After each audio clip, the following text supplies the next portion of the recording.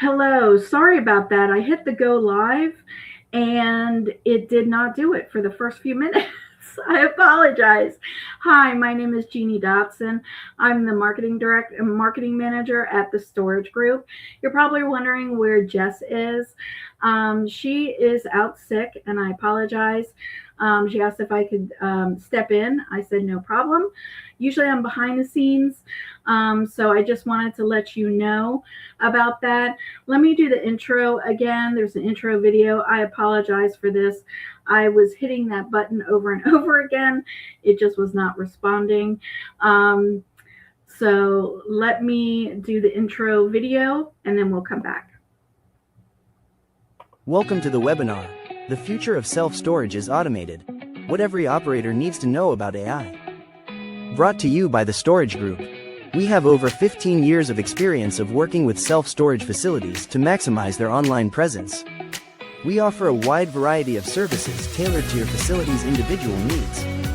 We help storage facilities gain visibility, convert more renters, and maximize revenue. Enjoy the webinar.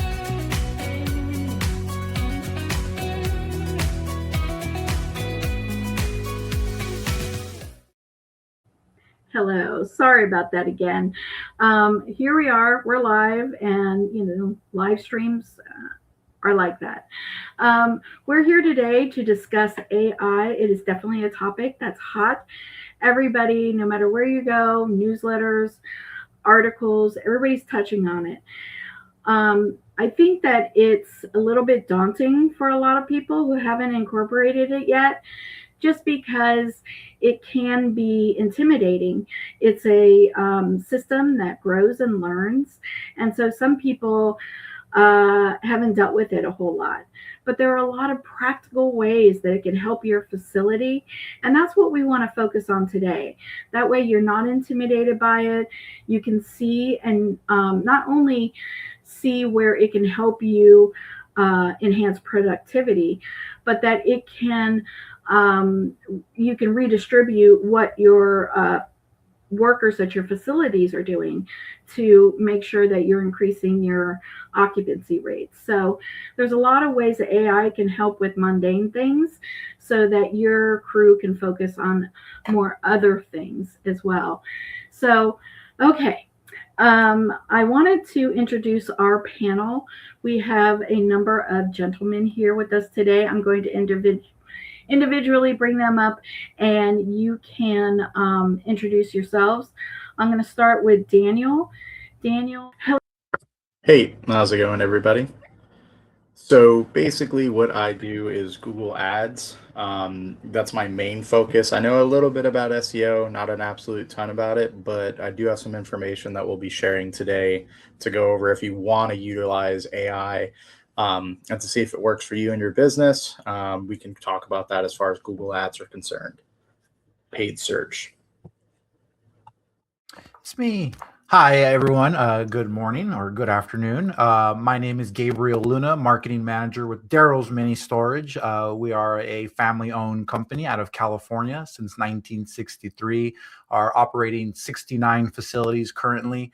And again, my background is in marketing. I've been marketing in a wide variety of industries for 18 years, specifically in self-storage for 9. And have been leveraging AI in a multitude of ways for fun and for work. And excited to share, what we have today for you. Hey everyone, I'm Joel Patterson. I'm with Personal Mini Storage here in Orlando, Florida. We own and operate 20 storage facilities here in the state, and looking forward to being part of the webinar today and sharing and hopefully learning a thing or two. So thanks for having me. Welcome to our panel. Let's get started. AI seems to be everywhere right now. How specifically do you feel like it's changing the self-storage industry? Joel, can we start with you on that one? Sure. I mean, it's changing quite a few things right now. I think, like you said, Jeannie, people are still getting used to using it. What used to be important as far as, being found in the yellow pages quickly, transitioned to Google, and now it's, are you relevant in some of these new search engines like ChatGPT or Claude or, any of the other, main players? So I think, in our company, we started using Swivel across our full stack about 7 months ago. So we're still relatively new, kind of getting into more of the automation with AI voice and learning more about abandoned cart callbacks and really trying to utilize, the full spectrum of all of the tools that are available to us. Definitely. Thank you. Gabriel? Yeah, I think with the use of AI today, we're finally seeing separate systems being able to be connected and talk to each other. And I think that is something revolutionary, especially for my time from a marketer that comes from the trenches, running the numbers and, waiting for reports to download, multitude of reports to download, like, coming from the old school way. When I reversed 9 years ago, it was about how long would it take me to run the 6 reports that I need, and then taking information from each of those and curating. And that was a whole process in itself. And now I see these AI systems talking and leveraging outside systems, internal systems so effortlessly. It has really changed the way I look and how fast I do it, and really how I plan my day. It's completely changed my career in the sense of my day-to-day function. And I think that this is the speed of technology. Yes.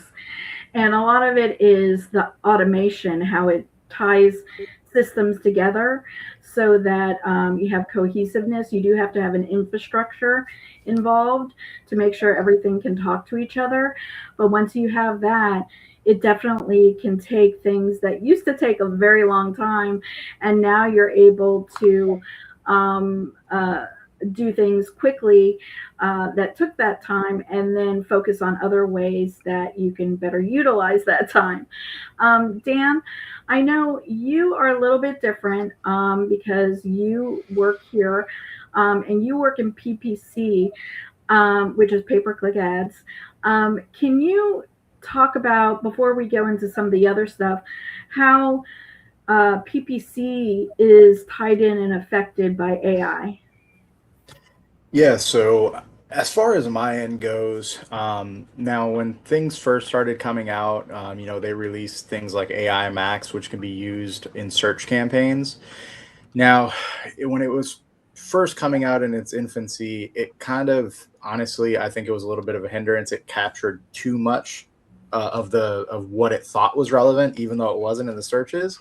So as far as search campaigns go, it wasn't really the best thing to be using, and I still don't think it is now. But that being said, if you're willing to use a Performance Max campaign, which is almost completely AI driven, I don't know how they got one product better than the other, but they did. The Performance Max campaigns actually do really well. Now, obviously, there's some know-how. You want to know how to properly set these campaigns up, because if you don't, they can kind of just run wild and start to do their own thing. So there is some management involved with it.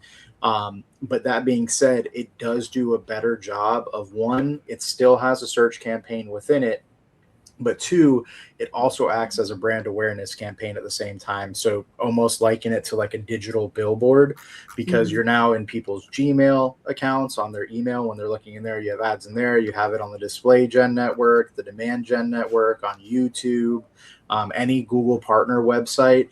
And what's also cool about it is it then ties you into Google Gemini. So when people are searching using AI mode, if, let's just say, not just them searching, hey, I need a self-storage facility. If they're searching, about them moving, it'll offer them an ad for a self-storage facility within that area at the same time.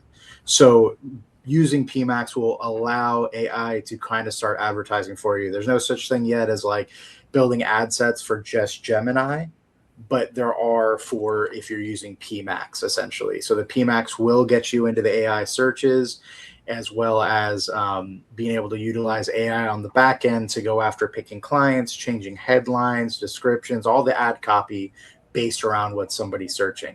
So it's just a lot more dynamic than setting and forgetting and being like, okay, well, I hope it's able to, with phrase match keywords, capture what this person's now typing in and searching. So it's made the job a little bit easier. But again, you still have to know what you're doing as far as setup goes, because one setting's off and now it's gathering all kinds of stuff. It's like, oh, you want storage bins? We've got you. Click on our ad. And it's like, that's not what we're selling. Right. So, yeah, there's a little bit of know-how in it, but it does, once you know what you're doing, it helps a lot with Performance Max. And I think that leads us to kind of, now that we've kind of talked a little bit about how each of us are kind of using it, maybe surprisingly, how it's helping us, I think it's important to address some common misperceptions that people have about AI. Gabriel, do you want to go first? Yeah, absolutely. I think people are treating AI like it's the magic button that you push the button and your answer comes out and it's done. I think what you'll learn right away when you start to automate and really start to dive in is that there's absolutely human involvement still. There's still a lot of planning. The bot is really good at hammering over and over, but it still needs someone to tell it what to hammer and where to place it, because it will hammer all day long. So, again, I think that misconception is that by simply purchasing the AI software or plan that you are now, in the future, when there's still a lot of setup that's involved in understanding and strategy. And again, the AI bot is only going to be as good as the processes and the understanding it has of your own operations. And so, if you want to take advantage of it, be ready to be involved, because that's right now absolutely what it's required. The misconception that this AI not only is the magic button, but it's going to just replace it. The button's here, and so you can go home, right? Like, no, Yeah. like we need people still, and I'm a strong reporting that here at work is as much as in the future, quote unquote, that I believe I am in with AI, like I still need every single person. My end game here is not to replace a single person, but rather to just alleviate again that grunt work off of your back to allow you to do what you love to do and are passionate about, and get these other things. We'll automate that stuff. So yeah, the misconception is that AI is magic. Joel? Where's that magic button at? I think one of the biggest misconceptions is, you can set it and forget it. Like any tool, it's going to require human interaction, updating policies, pricing. Someone has to own it and someone has to manage it. It's going to learn over time, so it's going to get smarter based on the more patterns and things that it picks up over time. So you'll probably invest most of your time at the front end, really getting it dialed in. And that's kind of one of the takeaways that I learned, setting up Swivel 7 months ago is, we really took the time and invested up front. Let's really try to get the wording, the copy, the way we want things said, the actual answers, and not just use the vanilla stuff that comes out of the box. Another big misconception is that this is only for like the big guys, the REITs, the large, companies, and that's absolutely not true. Whether you have one facility or 100 facilities or 1,000 facilities, I think all of these tools can play into your operation, the way that your website operates, the way that your call center or modern contact center is what we call ours now, is ultimately, for any size company. And I think that those are probably the biggest misconceptions. And I agree with Gabriel. The magic button is only as good as you program it to be. Exactly. And I think mine goes off of that as well, is that it just means you don't have to have people around. And that's just simply not the case. It's just like any database. It's only as good as the information you put in it, right? So we have Aiden Chat and we have Aiden Phone Agent. But what really makes the magic and the connections and everything is that it speaks with your PMS system, so that when it's answering questions, it can answer questions and give you general answers. But can you directly from there rent a unit, pay your bill, all that stuff? Is it able to directly put them and give them the next thing to complete that transaction? So that's where the infrastructure comes in. It's good to have a thing like chat, but if it doesn't tie into your PMS, you're still limited. There's still going to have to be possibly an employee helping out, or your website having to do more. And people want that instant answer. They want to complete those transactions. So it's putting the information in there, it's having those systems talk to each other, and that's where the real magic happens. And surprisingly, it's that you don't think it's strategic, but it really helps you to become more strategic from a marketing mind. It's like having another right arm that you can go to so that you're making strategic decisions. And you're not completely depending on it, but you see how it works, how it's set up, and it spurs you to have more ideas on how to better do things. So that's another misconception, that it will just take care of it all. But it's really almost like a give and take with it to get the best results. And every facility is a little bit different, how it's set up, how things are going. So you really do have to feed that into there so that it knows what is capable and what the next step is. So what type of customer interactions do you guys feel should always remain human based rather than a chatbot or a phone agent or something like that, that is not automatic necessarily? Are there certain things that you feel like, no, that still needs the human touch? I like to say, you can automate transactions, but you really want to, personalize, your customer facing stuff, the things that they actually need human for. Have our managers more available for that type of interface than, making collection calls or doing, rudimentary tasks that we can automate. Everything from setting hours, pricing, and things on websites, retrieving gate codes, those sorts of things that you can automate, but humanize some of the situations and things that come up that really require a person. Nice. Gabriel? Yeah, I think Joel nails it there. I as a marketer, I want to automate everything, right? But I think it's that customer service, exactly as you nailed it, whether that be, complaints, reviews, billing disputes, anything to that degree. That's very frustrating for your customer. If you've ever done it in any industry, when you're calling because you're upset and you have to talk to an IVR or some sort of computer system, that's when you want to, get to a human the quickest. And I think of Amazon, right? Amazon messes up and they keep hiding their customer service button. So I'm, going all over the app, like, where the heck is, I'm trying to skip all this automation, right? They're sticking all this automation in front of you. They want you to click the bubbles and get through it. And I'm just like, get me to a human, because I have far much to articulate than just clicking a bubble.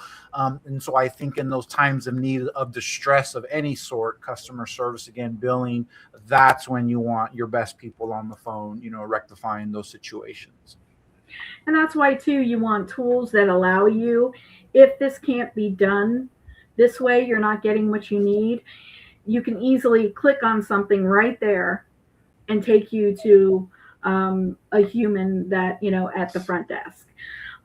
So it's having part of it so it can be automated. And the other part, like, okay, if you're not getting the answer you need, here's where you can reach out to a person. Yes. So good point.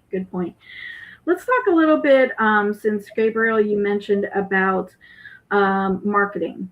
And so how do you feel, what marketing tasks are operators wasting the most time with that you think that AI could operate? I know you touched a little bit on this, but I think there's so many things, and this is not even from the hat of a marketer. I've had the privilege of, touting so much from the marketing department that was able to work in all the departments and really kind of sit with accounting and finance and HR and acquisitions and really have some fundamental conversations about how can AI help you. And I think this really leans into what Joel was saying earlier, is that there's a process that needs to happen. And Joel, you had said earlier that you might be in like week 7 or 8 of your own kind of classes, in work. And that's the kind of, the TLC that's required. I remember some of those initial conversations when I was talking to people saying, okay, I'm here with AI. How can I help you? And a lot of them just looked at me, scratched their head and, well, I'm not really sure. But as soon as I started to reword that exact same question and say, look, I hired you an intern today. Like there's a physical person in the room with you. You need to hand them some work, keep them busy. When I said that, they were like, oh yeah, here's this, here's this, here's this. So right there was that psychology of when I worded it as AI can help you, they weren't sure again. And when I worded it as a human, the floodgates opened. And so that told me right away that there was some sort of like unknowing, right? They couldn't themselves see how to integrate that process in. And so I think it requires this, again, a little bit of hand holding. It required me sitting over the shoulders and watching people's processes and saying, wait, what did you do right there? And why did you do that? Like, that's the perfect thing that maybe I can get the system to just push it over. So it's really understanding. And it's hard because that also must be done delicately, right? Because who the heck wants someone sitting over their shoulder watching their processes? If you're really asking someone for trust to be invited into their kitchen to watch them cook. But that's what's required to make this successful, because you need to bring people along. You need to inspire people to that. They can get to that point in meeting 7 and 8 where you say, you know what? I actually really like this. Thank you for helping me. So I think that's what it is. It's really going into the departments, having very like fundamental conversations, making sure everyone's really understanding and on board, and continuing to show them very practical use cases and really snowballing that momentum, if you would, for them to find what I again dubbed as like their aha moment. And that aha moment to me is an emotional thing where it's you know how long it would have taken you manually to do that. And when you see the magic button push and pop it out, you're like, wow, like that is that aha moment where it emotionally resonates with you and you get it. I understand this thing is quick. And you just need to continue to show and talk and articulate and in all the varieties of ways until you can help everyone on your team reach their own aha moment. Nice. And I think you, oh, sorry, go ahead, Joel. I love that aha moment, because I'm sure that really varies based on which department, whether you're in accounting or operations or marketing. Exactly. A couple that stand out, to me, I guess, tasks that, maybe that some are still wasting time on that we can automate is simple things like review responses. That one could take, human time to do. And obviously you don't want to just use like a template or, some canned response. You want to put some personalization into it. And now there's even ways to like repeat, things from that review or from their name or from where they're from into that response that I think really, helps. Simple things like social media content, instead of having to sit there and think of, the next 4 months worth of content, you can kind of use AI as the thought partner and, ultimately get some good conversation, almost going back and forth, and stemming, getting ideas for different content and things like email blasts and social media posts and all that kind of stuff. So even things like, hurricane, we're here in Florida, we have hurricane, we have to obviously notify tenants, notify our staff, and we can utilize AI to help automate some of that stuff and put some of our tips and best practices and store closures and those sorts of things across all channels, including the website. Yeah, definitely. Because all those things tie together. I know with digital marketing, your Google business profile. So you want to have those reviews answered because that makes a difference. And your office hours need to be correct. All these things all tie together, and AI can help in a number of different ways. But like with SEO, right? Search engine optimization. AI is changing that in that there's AI overviews. So their answers a little bit different than maybe what you got before in search. And having things like FAQ pages that have your most commonly asked questions, is really helping you with SEO, because it looks for that information, because the AI results tend to be in the form of a question and an answer. That's the way it thinks, and that's what it looks for. So if you have a really good FAQ page with different categories, that can really help you to show up in those automated or those AI overviews that you see at the top, which they're getting good placement too. So there's just a lot of things that AI can help you with, but also what works for them may be a little bit different than what we've been doing in the past. So again, it's that learning curve. Also, I think you guys were talking about staff, and I think part of the resistance is this going to replace me, right? Because of the misconception of that.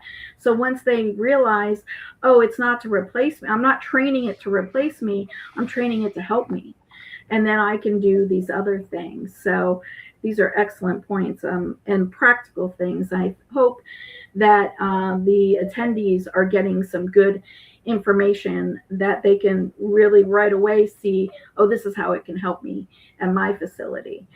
How can AI help managers to spend more time with their customers and less time behind a computer?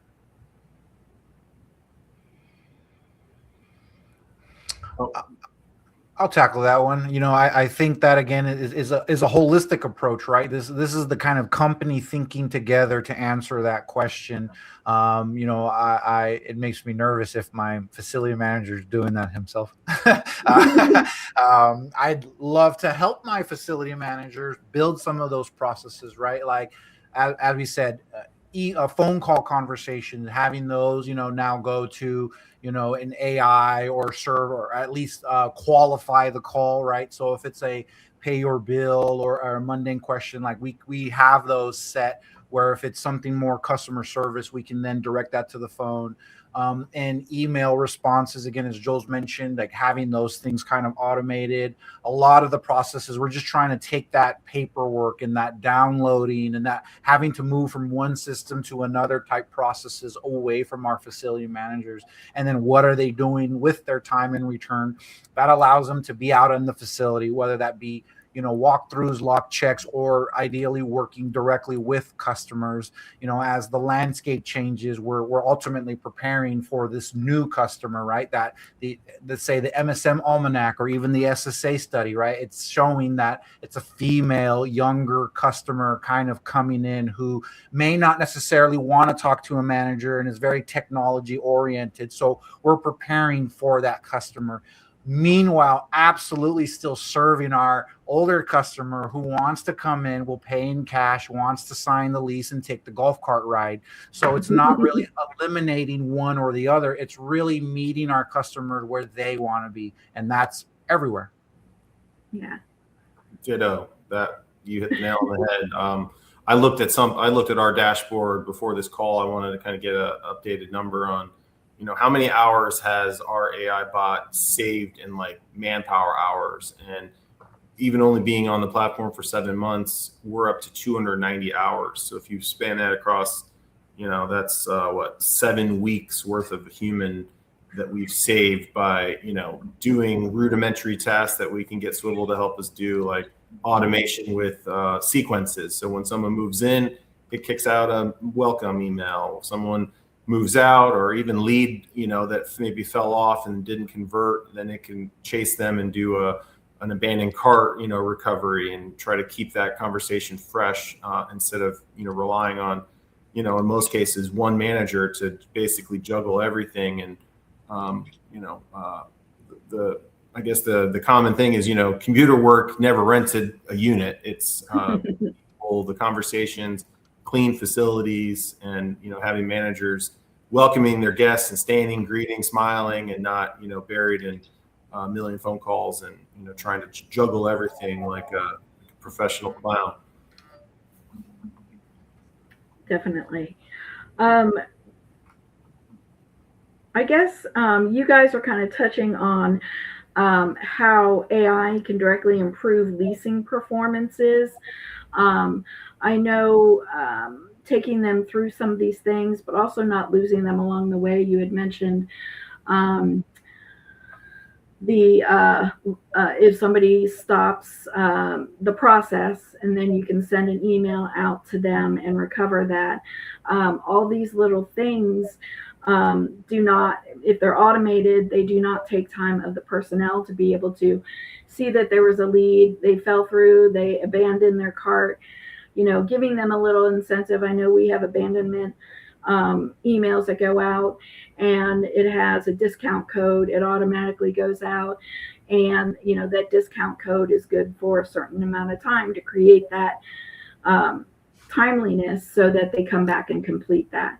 So all those things can lead directly to rentals, but it is in the form of automation that does it. So those are great examples. I appreciate it.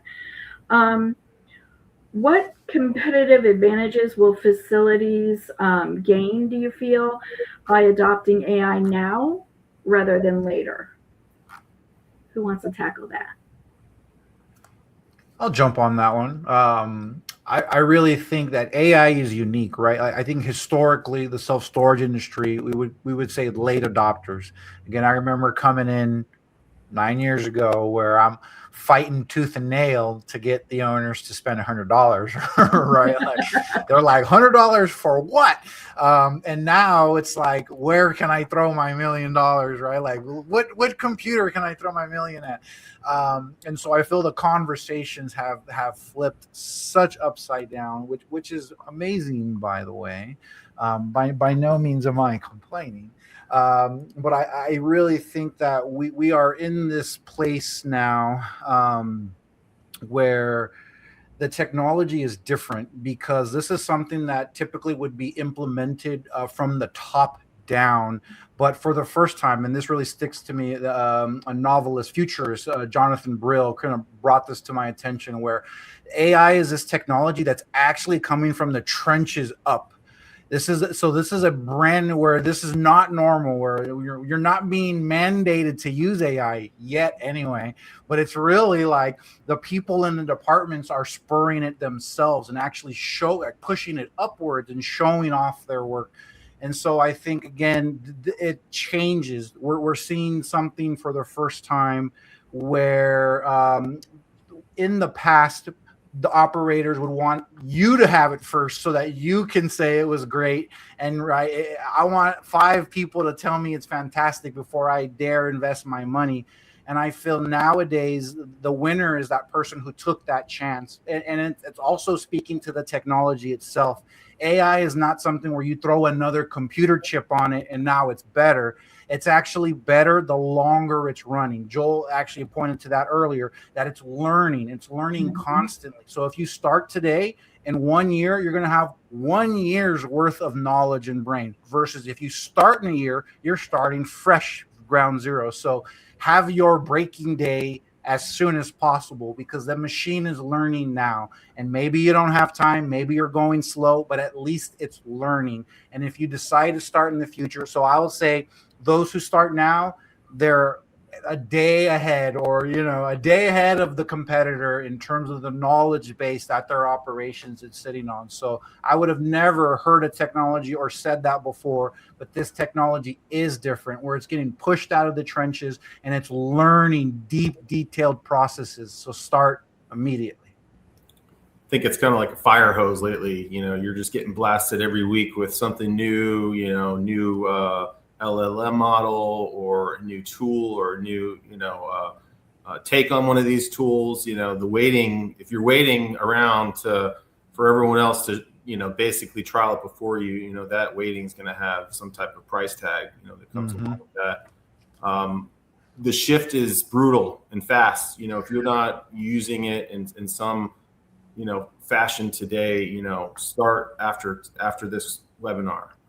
AI usage for local search went from like 0% to 45% just in the last year. Wow. If AI tools don't know you exist, that means you're invisible to those that use that to search now. Some have already moved past Google and may use Google Maps, but others, still cling on to that. So it really just depends, like was pointed out earlier, meet your customer where they want to be met. Yes. And I think one thing, I was talking to the director over our SEO department, and they were saying that she was saying that they get so many questions about, how do I come up with the AI overviews? How do I come up in those search results? So one of the things we were getting so many questions that we had to create something that showed people, that could show them the AI visibility report shows where are you coming up in Claude and in Perplexity and in Chat GPT, so that people who are now kind of hearing about this, they can see, here's where I'm starting. Now I can make these enhancements. Let's see how much better. And you can track and you can see, you can get a sense of, are you invisible to all these AI bots, or are they seeing you? So I think as we go along, there's going to be new tools that are going to be necessary to be able to give people a sense of where they are, so that they can implement these tools, implement these automations that can take them to the next level. And we're seeing that search results are different, how things are ranking are different. Google's always messing with the page and where things are to give the best results. And so that kind of gives people a sense of where they're starting out. Also, people that have been doing it for a while, some of these things, it's so great because you can track and see, oh, I got this lead from here and they converted because they didn't have to go back to the website. They had a question. Here was their question. I know with Aiden Chat, you can say, here's this question. Here's what they asked. And then you see that they rented. It's just, those are things that are just helpful so that they didn't have to go through other steps. We made it simpler. We made it easier. And so I just think it's exciting, not to be afraid of it, but to see the possibilities. I'm curious, especially you guys have implemented things for training people and, processes to make them easier. What do you guys feel are technologies AI technologies that people should keep an eye on? Is there anything you guys are looking at for future that you're keeping an eye on, that you feel like, oh, this is coming up, probably be coming up quick? Yeah, I'll jump on that one. I think this is, just to get to the answer, is really Claude work, CoWork, or, Codex, something like that. Going backwards, it was about a very practical prompt, right? Teaching kind of understanding. Then from there it was about like chain prompting, getting your prompts to kind of be connected.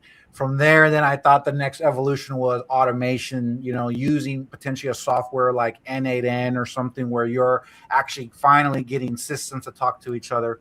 And so again, to hammer down the answer, right, what the future is right now is using Claude or ChatGPT or Grok, and using what they call like the CoWork or Codex function, where the bot, you're actually deploying bots in real time to go handle that for you.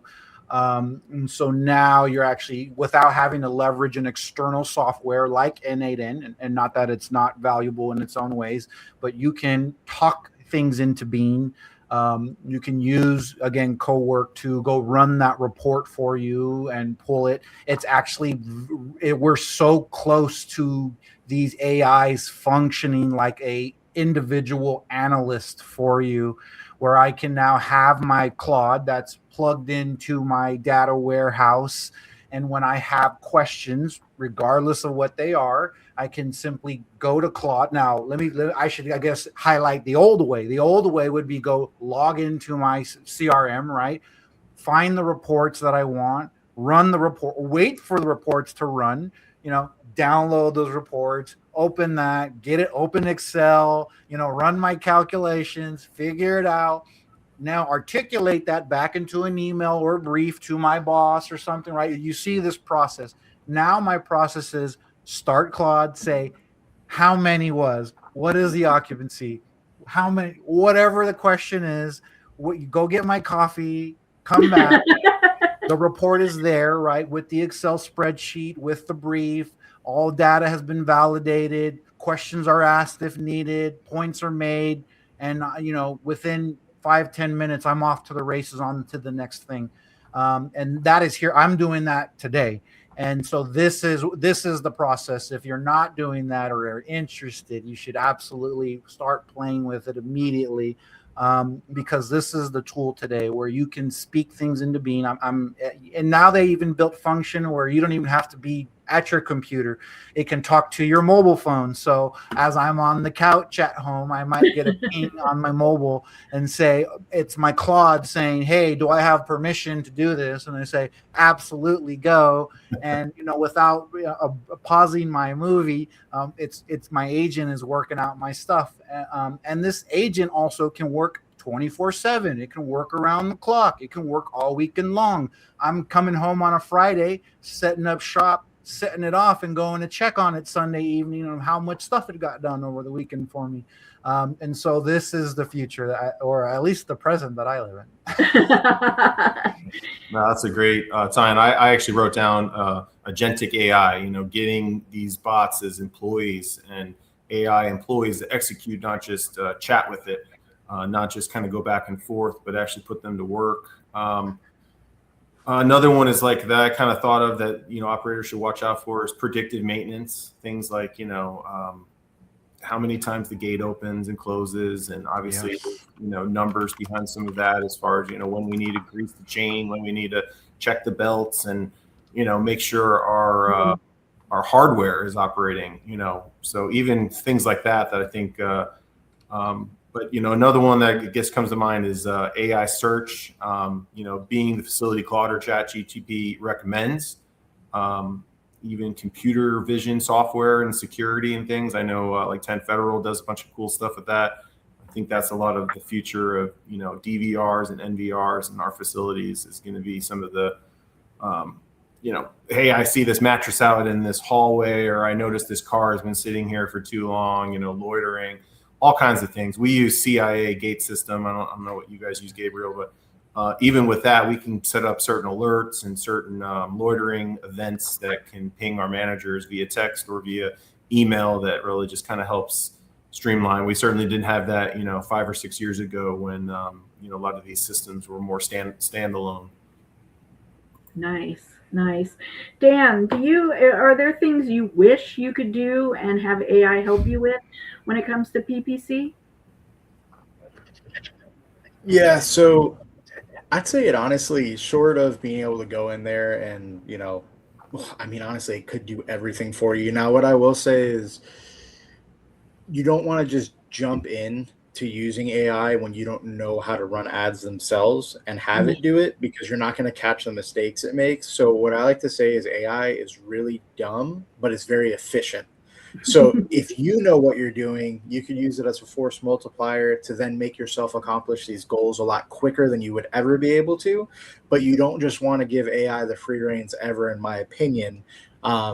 Even like to go off topic, I use like Claude Cowork a lot, and I'll use different AI agents. And I even have the AI agents that cost a lot more money to use the tokens for. I use those to check the work of the cheap, dumber agents, and that way it fixes it, and I use it a lot less. So it's kind of like using AI to check AI, but in the most proper way that's going to cost you the least amount of money.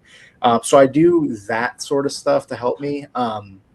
Now, what I will say is, again, is just I don't rely on it to build out the entire process for me. I just use it to research for me, like keyword research, for example, if I'm trying to pick out the best keywords to use for a certain area at the lowest possible price point. So it can see what the high end of the bid range is for a certain keyword, what the low end is, and what some other words that would be a substitute that would still capture the same type of search, but for a whole lot less money, which if I were to do that research myself, it could take a few hours to get through, versus AI can do it in like 30 seconds or less. So knowing what processes take a long time to accomplish, that I can use AI to, just make those processes more efficient and quicker. Like they said, I don't think it's a one-stop shop, like in one cure-all magic button. but I think it goes hand in hand with people and allowing them to be way more efficient at what they're doing. I don't think it's just something that you would use on its own and let it do its thing. That could be a little dangerous because it will make some stupid mistakes and then just continue to run with them like nothing ever happened. So Yeah. And pay-per-click is money. Yeah, it'll do some crazy. I've seen it do some wild stuff, and because I'm watching it, I stop it before it gets out of hand. So, yeah. Awesome. Great point. I want to thank all of you. Thank you so much. This was such a great conversation. You guys really brought in practical ways that I feel like people can use this. I hope that everybody felt that as well that attended. Thank you. And we hope that you will join us next month. We do have a few slides after this. I'm going to let these guys go. Again, Joel, Gabriel, Daniel, thank you so much. Your insight, the way you guys are using, I learned stuff, and I love that. I'm a learner. I want to hear what everybody's doing, sparks ideas, and it just makes us better. So thank you for sharing your knowledge. Very much appreciated. Have a great rest of the week. And let me finish this off. Thank you again. So we do have this QR code. Recently, we're very excited that TSG, the storage group, won for the ISS 2026 Best of Business for the AI product, which is Aiden Chat and Aiden Phone Agent. If you want to learn more about that, please scan the QR code and you can request a one-on-one demo. Also, we do have that AI visibility report, and that'll show you how you are ranking across the main AR searches. So Claude and ChatGPT, very helpful to finding out where you are. Also wanted to provide this. This is the save the date. It's the next webinar. It's data-driven marketing for self-storage, how to stop guessing and start growing. This is Thursday, the 18th at 2 p.m. You can scan that QR code to register, and we would love to see you there. And we hope everybody had a great time. We thank you for your time, and this was a lot of great information. Thank you for all of our panelists, and we will see you next month. Thanks. Bye.